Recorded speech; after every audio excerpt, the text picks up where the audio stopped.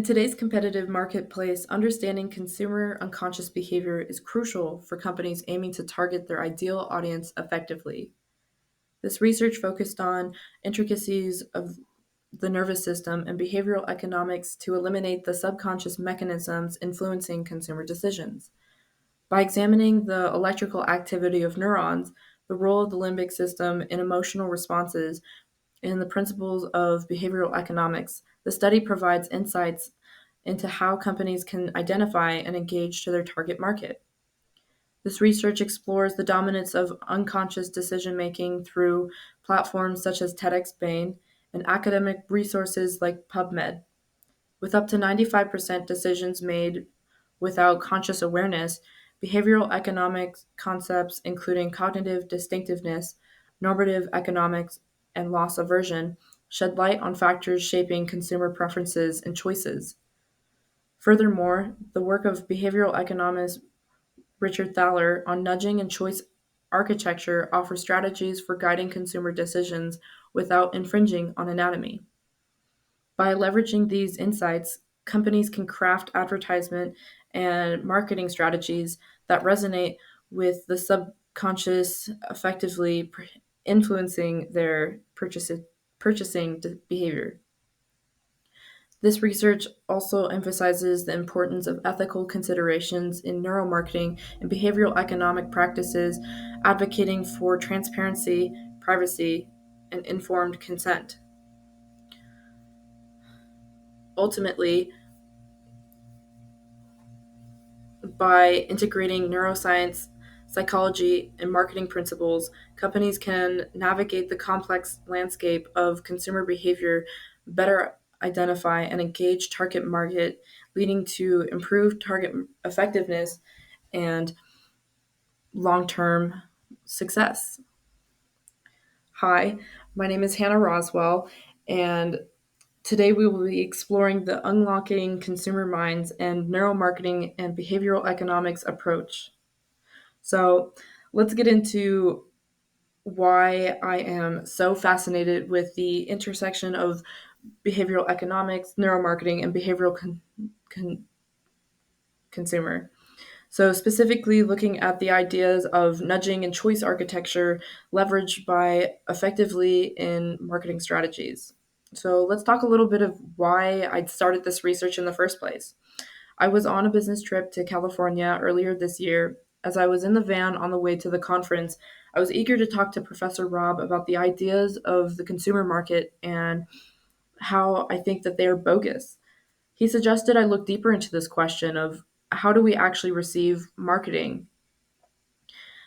That question really stuck with me the entire trip as I started noticing the difference between how some companies market towards certain clients and certain target audience.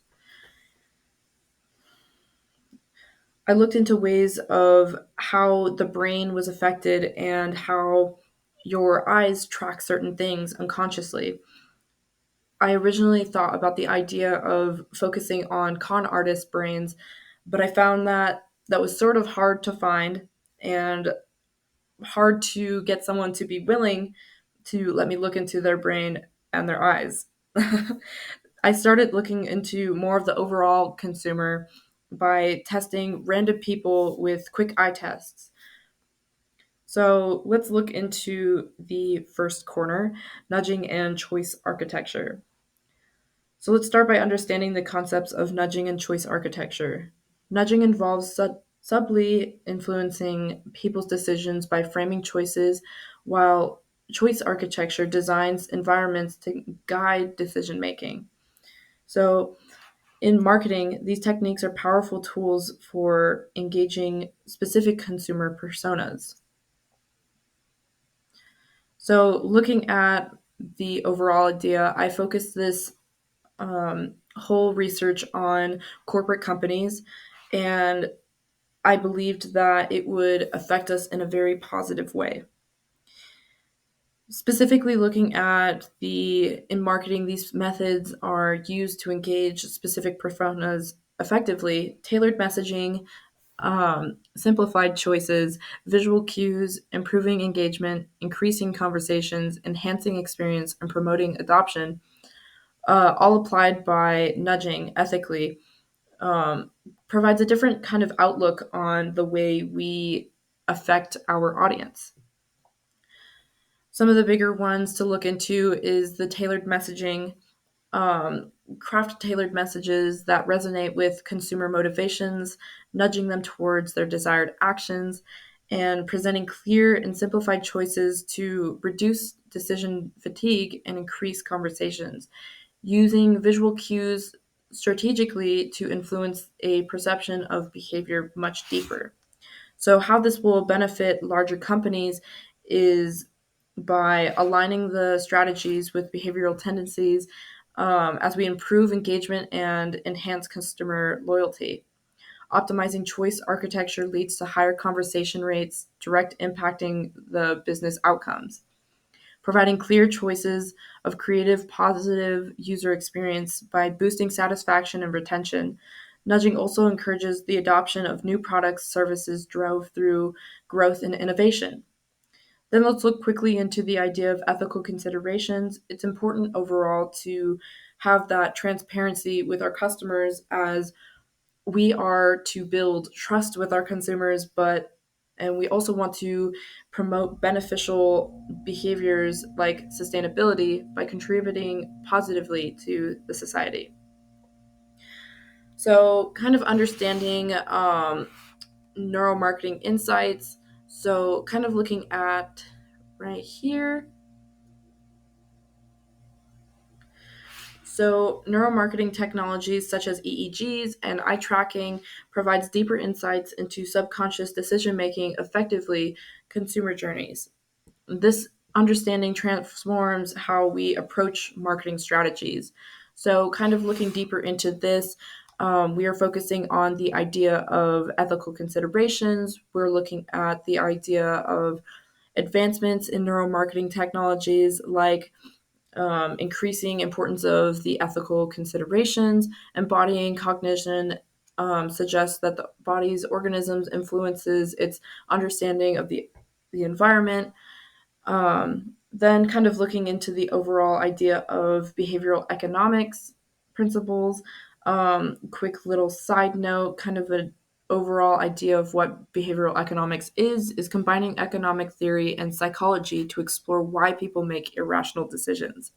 So, back to looking at this, some of the key principles of behavioral economics, such as loss aversion, anchoring, social proof, decision paralysis, emotional appeal, and can be integrated into personas development, into optimizing consumer experiences, and drives a lot of their conversation rates.